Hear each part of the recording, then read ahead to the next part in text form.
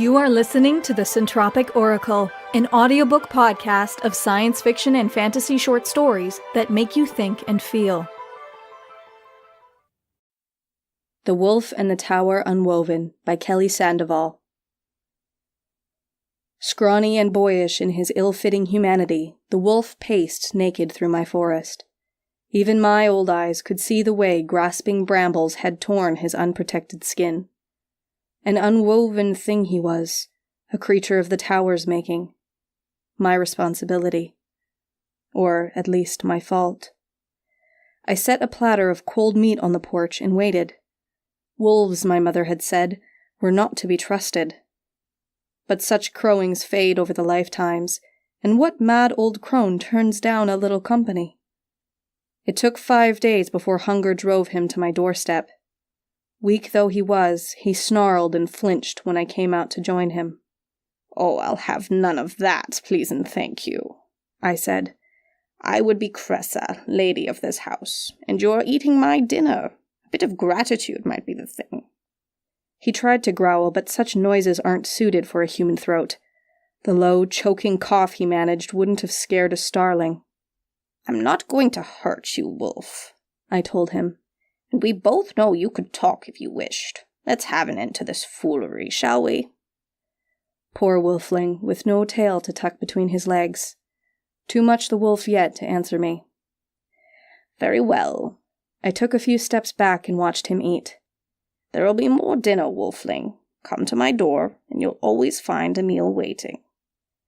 I stayed on the porch after he fled and listened to the forest ready itself for night. The birds sang love, and they sang the sky, and I ached, listening. The wolf came back the next day, and the next, and the one after that. I made a point of sitting outside when he came, my fingers busy with stitching heat and calm into a tunic. After the 4th day, he stopped snarling. "Why?" he asked on the 6th day, his voice rough from all his useless howling. "Ah, see, that's a boy. They don't push creatures out of the tower unwoven without first forcing sense upon them. That much at least I'll say for them." "That and no more." "This is sense." He rocked in place, a constant side-to-side motion that made me itchy for motion. "Yes, wolfling, sense. No use fighting it. You are what you are now. Running about in the altogether and letting yourself starve won't change what's been done to you." "Why?" "Forget why," I said, not ready to speak of the tower. "It happened, and here we are." "You aren't my pack." From him it was an accusation. "I'm no one's pack." And how long had it taken to make a truth of that statement? Wolves are not alone in their clinging. My ma said lone wolves are trouble. The words were coming easier to him, the mind they'd forced on him rising to its use. Humanity is like that. You let it have a bit of your soul, and next thing you know, you forget to dream of flying. "I'm sure she did," I said. "And I've been trouble enough in my time, but I'm too old for trouble now." He shrugged, a gesture that started in his shoulders and moved down his spine. "What about my pack?" "Best not to dwell on them." Best for both of us not to dwell on old packs. "I can't give you answers, Wolf. What I can give you is a pair of trousers." He slept beside my woodpile that night, kept warm and restful by the embroidery on the clothes I'd made him. The next morning I brought him porridge, grateful for the start of a new routine. I had chosen solitude over a pack of my own with its wants and its cruelties and its love for me. Seeing him, weary and needing in the watery dawn light, gave shape to the quiet of my exile. "Up with the sunrise, my boy. Come along now, sit." I settled him on the porch in a relatively human posture. He snatched the bowl from my hands when I held it out, and dove into it face first, hunching possessively as if I might snatch it away. "Easy now," I said. "You'll not starve while I've got you." Now, old birds may like to talk, but there's song, and there's nattering on for the sake of sound. Suffice it to say the wolf learned quickly. He came inside, he learned to hold a spoon, and, other than the issue of the bath, he never tried to bite me. I waited for him to speak of leaving, as those before him had. But wolves aren't like cats or eagles. They don't get restless in company. I should have pushed him from the nest. It would have gone better if I had. But, selfish old thing I am, I let him stay. We got along, the wolf and I. I didn't mind him. In the daylight he seemed contented enough, but at night I could hear him pacing away his restless pain. When the local wolves ranged close enough, their howls celebrating a kinship he had lost, he cried like any child. I sat up with him on those nights. He was my wolf, his hurt a knife they'd sent with instructions on how to cut myself. And I did. You came from the tower too, didn't you? It was raining that morning, and the two of us sat near the fire having breakfast. He gripped his spoon awkwardly and made a mess of things, but he was trying. Why was I so proud of myself for that? Yes. I kept my voice flat, inviting no questions. Long before you even dreamed of it. What do you remember?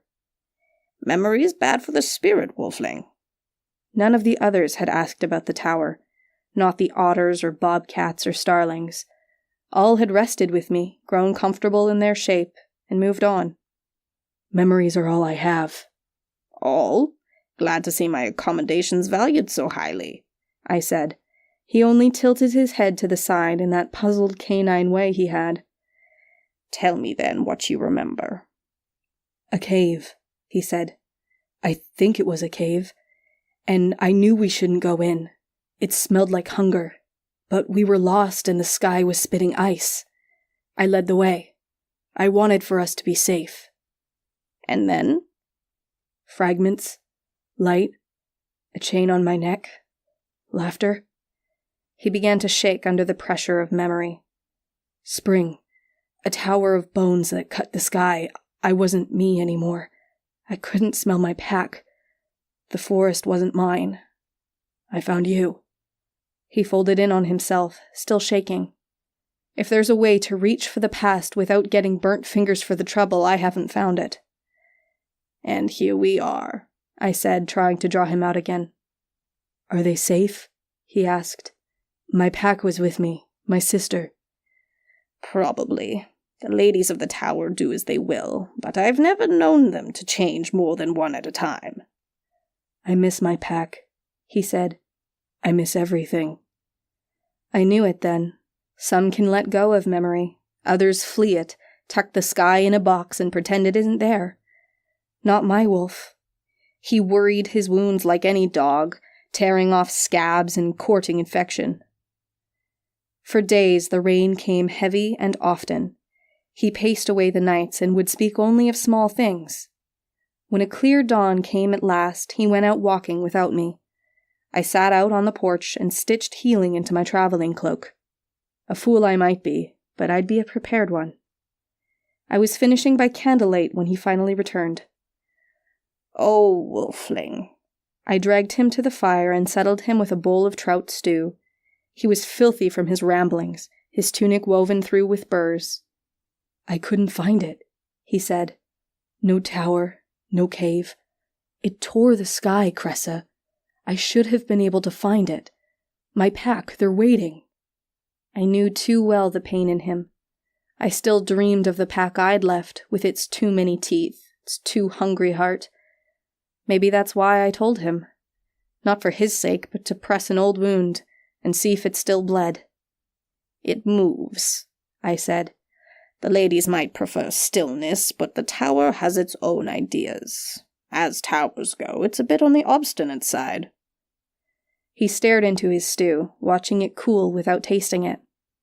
I'll find it, he said. I found it before. Oh, anyone can find the tower once. Most don't, but anyone can.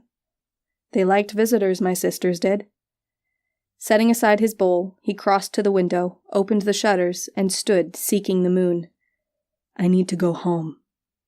I don't advise it. I had hoped he might find some simpler desire. I knew village girls who would fall for his fawning ways.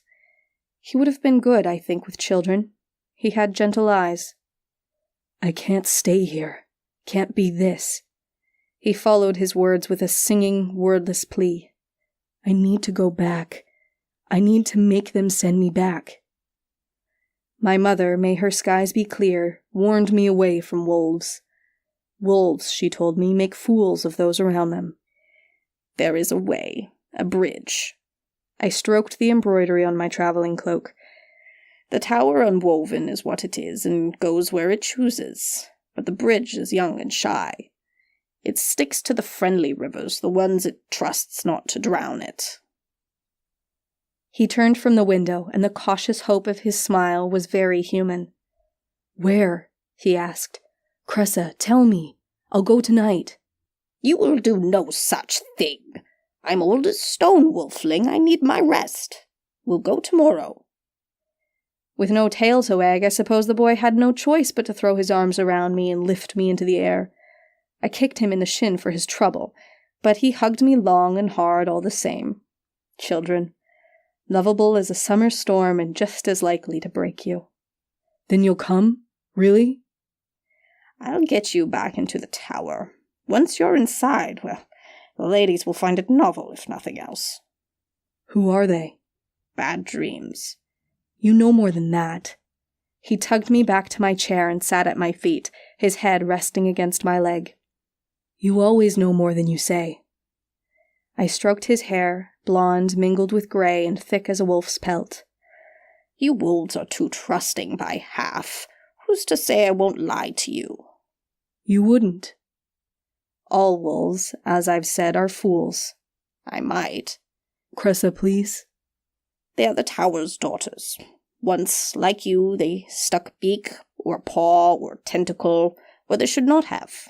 And the tower, I think, was lonely. It remade them, as is its nature, into the image of itself. Gave them power, mind, and malice." "Then what is the tower?" "Someone once told me it was a headstone. She said it marked the place where the gods buried Fate's dark sister who dared unmake her sister's tapestry. I don't know. She was not a woman whose word I trust." Maybe I should have said more. Opened that box and let the sky out. But I can be a selfish old woman hoarding pain. "Get cleaned up and sleep. We'll leave early." It took us 6 days of hard traveling to reach the ravine. Slick granite cliffs walled in the river rushing far below. And, on the other side of that ravine, the tower waited. My wolfling had described it as a cave, as a tower of bone that scraped the sky. So it had been, for him. But it was me the tower dressed for now. It appeared as an oak, each of its roots the size of my cottage, its trunk the color of the night sky and at least as large as a fine country manor. It stretched for the sky, twice as tall as the ravine was deep, but with branches so low I could almost think of catching them. The birds were the clever bit. Raptors and songbirds, tiny jewel-toned nectar drinkers and bare-headed eaters of the dead. A cacophony of birds, joining their voices in a shared message. "Welcome home," they called. "Welcome back to us." My wolfling, all eager need for days, hung back at the sight of it. "It was all bones," he said. "It is," I told him, "what it wants to be. Right now it's a message. Come along." "What does birds mean?" "The same thing a cave does. Home." I took him by the hand and led him toward the ravine. The bridge had dressed itself for the occasion, all ivy and flower petals, delicate as song. "It's just leaves," the wolf said, stopping at the ravine's edge. "We'll break it." "Don't be foolish, wolfling." I had humored him all week, hadn't I? Didn't I have a right just then to be urgent for myself? "It's nothing at all. There's no such thing as a bridge that shifts its station, no tree large enough to house so mad a collection of birds." "Then what is it?" "A knot in fate's threads. Now come." I kept hold of his hand and walked onto the bridge as if I were walking onto stone. It gave like moss beneath our feet, the crushed petals perfuming the air with rose and alyssum. I plucked a sprig of lilac and tucked it into the pocket of his jacket. "Speak little and carefully. The ladies inside aren't like me." At least, we weren't as alike as we once had been. The door in the trunk was the door to my cottage, an obnoxious bit of play. They had added a knocker in the shape of a crow holding a dead rat. I ignored it. They could bar the door if they wished. The tower wouldn't reject me. Inside, a picnic was spread on a collection of wolf pelts in the very poorest of taste. Catching sight of them, my wolf stepped back, gaze darting about in search of escape.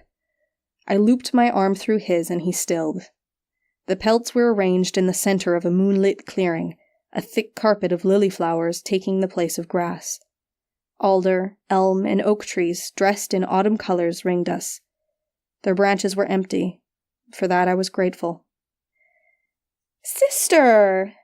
Victra bounded into the clearing, her arms open for an embrace. "Look at you, the old woman! How we've missed you!" Victra looked as she ever had, lean and sinuous, with small dark eyes and teeth too sharp and too numerous for a human mouth. She gripped me by the shoulders and pressed a kiss on each of my cheeks, then did her best to tug me away from my wolf. He gripped me by the elbow, playing the guard dog. With an irritated snap in his direction, she danced back toward the picnic. "Oh, come, come! We won't eat the messenger, and he has done so well to bring you. Lynn said no, said not this one either, but I trusted him, didn't I? Of course I did." "What does she mean?" he asked, lowering his voice to a whisper. "You brought me." "Wolfling, Victra and her sister Linz are the ladies of this tower. It's best not to question their meaning." I didn't whisper. There was no point in it. "But she called you sister." "I knew her once." "Come now, none of that. No whispering away in corners." Victra patted the pelts, the gesture more demand than invitation. "Of course, Victra." I still held my wolfling's arm, a hopeless banner of protection. They had cared what I valued once. But I had been different then, which is to say I had been the same as they. All curve and softness, Linz resolved out of the shadow. She had always been the beauty among us and knew it. The blue-gray curtain of her hair swallowed her in waves, moving in winds as imaginary as the clearing where we stood. She wore nothing beneath it, dark stretches of skin appearing and disappearing as she moved. "Ah, Cressa, and you've brought a pet." Linz sat, her hair pooling around her. "Charming." "Linz." My voice was steadier than my heart. She had not changed. Neither of them had changed. So what of me? "Well, did you finally like our present?" Victra selected a peach and bit into the warm golden flesh. Blood dribbled down her chin. "We have been sending and sending them, you know. And not even a thank you note. You are not kind, Cressa." "She isn't," Linz agreed. "She's been kind to me," my wolfling said. I flinched. The charm of loyalty has its limits. They had dangled him from a hook, and I had bit. I didn't want to be forgiven the teeth marks. "He wants fixing," I said. "We are not discussing me." "No?" Lynn's laughter burbled up from the depths of her. "You are the supplicant here, sister. We will discuss what we wish." "Please, ladies," said my wolf. And hadn't I done a fine job molding him into a gentleman wolf? Beside Linz and Victra, it was he who seemed the human. Of course, none of us were. "Please," says our puppy. Victra reached out and snatched a chicken leg from Lynn's grip, gulping it down in 3 sharp bites. "Please and ma'am, and would he tip his hat if we wished him to? I think he would. Don't you think he would, Linz?" Linz only smiled, showing teeth so straight and white they seemed not like teeth at all. "Well," Victra said, watching me with the same hunger she had showed the peach, "I suppose we could please you, puppy, but you needn't ask us. Our Cressa could please you just as well. One sister's as good as the next. The tower loves all its children." "Even," Linz added, "the ones who don't deserve it." He turned his gaze to me and, brittle old thing that I'd become, I felt myself breaking against all the betrayal that wasn't in his face. "Could you?" he asked. The tower's eager magic thrummed against my skin, begging use. I could, and everything would be as it had been. There had been a time when I belonged to the sky, and there had been a time, after the tower kissed me, when I was the sky. A time when Victra and Linz had been my sisters and we had played at tearing holes in the fabric of the world. Everything can be as tiring as nothing. Enough power will sharpen anyone into a blade. I'd grown sick of cutting. I could let the tower in. I could free him from the knots they'd made. I could be the sky. I could be their sister, twisting the good until it broke and laughing at the mess. Oh, but how I liked being a tough old woman, stitching glamour into sturdy cloth. How I loved being kind. My wolfling was still watching me, still trusting me. I can't, I lied. I could have once, but I'm not like them anymore. They are not my pack, you see? He looked from Victra, who smiled at him with blood-stained lips, to Linz, whose hair was braiding itself into a noose. Oh, he said. I could see the hope go out of him, see him choking on the memory of the moon. He had believed I would save him. He no longer believed they would. Cressa, I want to go home.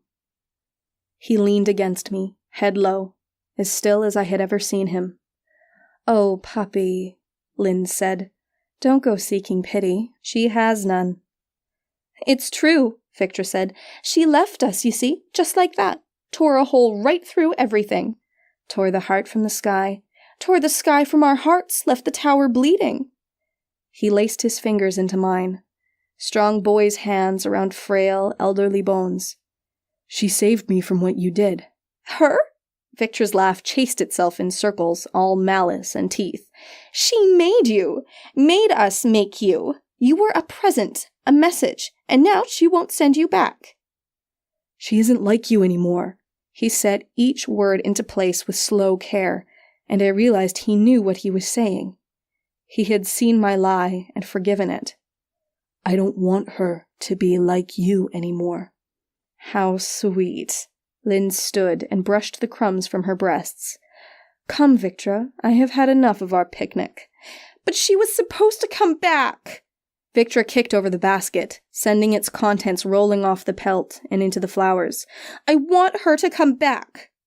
There will be other chances. This creature needn't suffer further for her cruelty. Linz was smiling. I should have noticed she was smiling. Here, puppy. I let him go to her. She had been my sister once, and I had loved her. You've been a good dog, she said. Her hair stroked his cheek, wrapped around his neck. Her lips brushed his. She changed him. My wolfling was the gold and gray of sun and shadow. He stood at Linz's feet in a tangle of the clothes I had made him, with his ears perked forward, puzzled. I watched him realize, try to grin, and failing that, start his tail in the first steps of joyous wagging. He didn't quite have the knack of it. His whole back end shook with the motion. He wiggled free of his tunic and bounded to my side, stumbling a little with the four-footed motion. Why? I asked her, digging my fingers into the thick comfort of his fur. Maybe I miss it a little too, being simple. She did not sound as if she missed it. Her words were hollowed. Maybe I'm not as terrible as you think I am. Maybe that was all you. You hurt our feelings, you know. Victra was still pouting, and I had such a nice welcome-back party planned. My wolfling lifted a paw to touch my hand, eager to be going. This doesn't work. I wanted to sound stern. You can stop trying. A door opened where no door could have existed onto a bridge of woven muscle. The tower was a tree of bones. The birds crowding its branches watched us and made no noise. Cressa, your family. Linz was still smiling. We'll always try. I didn't say goodbye. I thought at the time I was being wise. The bridge now crossed a river so shallow we might have waded through it. The wolf didn't care, bounding to the other side in a series of stumbling leaps. The forest before us was populated by evergreens and dusted with snow. My wolf's eagerness made it clear enough whose forest we had stumbled into. He yipped, touched his nose to my hand, and dashed off again, doing his best to herd me without causing offense. Dog or boy, he was incapable of stillness. The tower had spat us out into the dregs of day, and the coming night was already threatening to turn biting. The wolf danced in and out of the trees, eager to leave me. I found a stout stump with a view of the river and settled there while he whined his disapproval. Wolfling, this is our last night, I said. You can't have an old lady chasing after you while you're tracking your family, and I...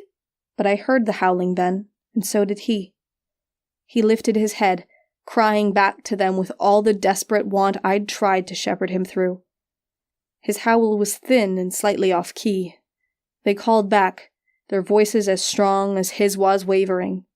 Their cries grew louder, until they drowned him out with their welcome. A small wolf rushed from the forest, kicking up snow and making high, happy noises. She nuzzled against my wolf, and he replied with a strained bark, trying to match the language of his sister. She snapped and leapt backward, tail down. He whined as 3 more wolves, darker in coloring, emerged from the trees.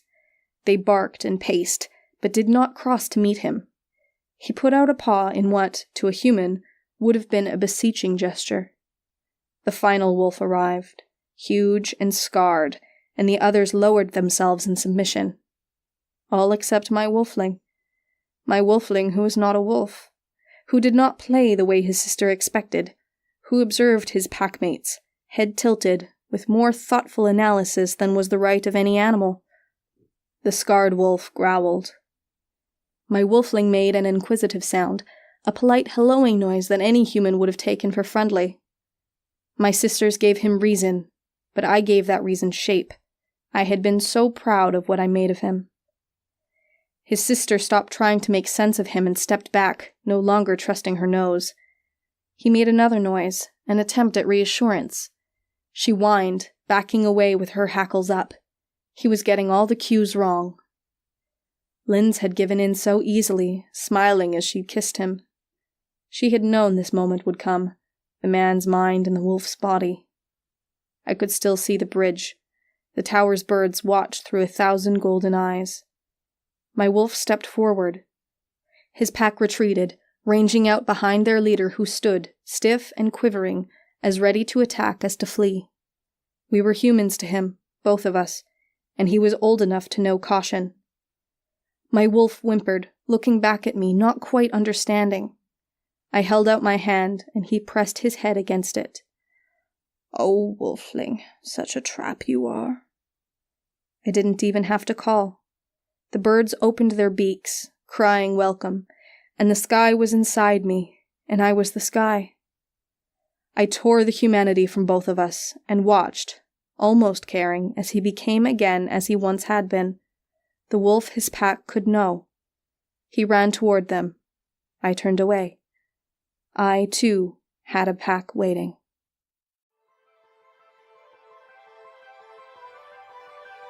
We hope you enjoyed The Wolf and the Tower Unwoven by Kelly Sandoval, read by Larissa Thompson.